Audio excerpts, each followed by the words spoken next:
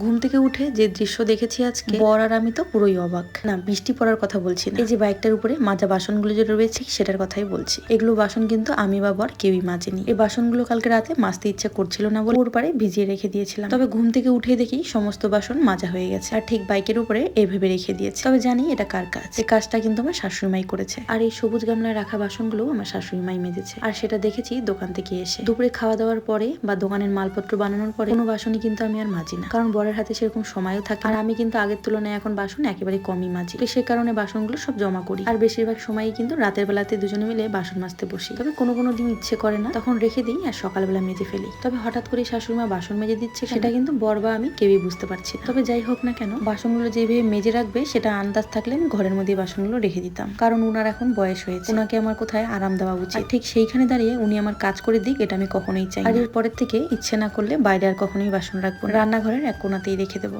আসলে দিন শেষে উনিও তো একজন মা, সন্তানটা কষ্ট করলে মায়েদের অবশ্যই চোখে পড়ে, আর উনারও হয়তো চোখে পড়েছে। তবে যাই হোক না কেন, আমার কাজগুলো উনি করে দিক, এটা আমি কখনোই চাই না। এতগুলো বছর ধরে সংসারের সমস্ত কাজ আমি নিজেই করেছি। তবে হঠাৎ করে হাত পায়ের এই সমস্যাগুলো দেখা দেওয়ার পরের থেকে বাসন মাজা থেকে শুরু করে কাপড় কাচা সমস্ত কাজে আমার বর আমাকে অনেক হেল্প করে। আমার এই হাতে পায়ের সমস্যাগুলো যখন ছিল না, তখনও আমি ঘর সংসার সামলে আমার বিজনেসটাকে সামলাতাম, আর তখন এই গাদা গাদা বাসন কিন্তু আমি একাই মাজতাম, এমনকি বালতি বালতি কাপড় ধুতাম। এটুকু আমি নির্দ্বিধায় বলতেই পারি, কাজ দিয়ে কেউ কখনোই আমাকে হারাতে পারবে না। তবে আমার বর আমাকে প্রত্যেক দিনই এখন বাসন মেজে দেয়, এমনকি কাপড়ও ধুয়ে দেয়। তবে কিছু কিছু বাসন আমি হ্যান্ড গ্লাভস পরে মেজে ফেলার চেষ্টা করি, আর সমস্ত কাপড় তো আর ওকে দিয়ে ধোয়ানো যায় না। ঘর গোছানোর সময় খুঁটে খুঁটে কত কাপড়ই বের করি, তবে সেই সমস্ত কাপড় কিন্তু বরকে দিয়ে ধোয়াই না, আর আমার বোধহয় ওকে দিয়ে ধোয়ানো উচিত নয়, তাই আমি নিজেই ধুয়ে দিই। আমার বর বোধহয় স্বপ্নেও কখনো ভাবি বিয়ে করার পরে ওকে এখন বাসনও মাজতে হবে, এমনকি কাপড়ও ধুতে হবে। তবে পরিস্থিতি তাকে সেই পর্যায়ে এনে দাঁড় করিয়েছে। এখন তাকে সংসারে টুকিটাকি কিছু কাজ করে দিয়ে তারপর অফিসে যেতে হয়। যাই হোক, বৃষ্টি পড়ছে তবুও আমি কাপড়গুলো ধুয়ে দিয়েছি, কারণ আমি জানি বৃষ্টি শেষে কোনো না কোনো এক সময় এক ফালি রোদ কিন্তু ওঠাবেই। স্নান করে তারপর পুজোটা ওইদিকে সেরে নিয়েছি, আর তারপর রান্নাঘরে গিয়ে ভাতটা বসিয়ে দিয়েছি, আর তার সাথে সবজিগুলো কেটে নিচ্ছিলাম। কেটে গুছিয়ে নিলে রান্নাটা তাড়াতাড়ি হয়ে যায়। আর ওই সব কাজ শেষ করে বাইরে বেরিয়ে দেখি ফালি রোদ উঠিয়েছে,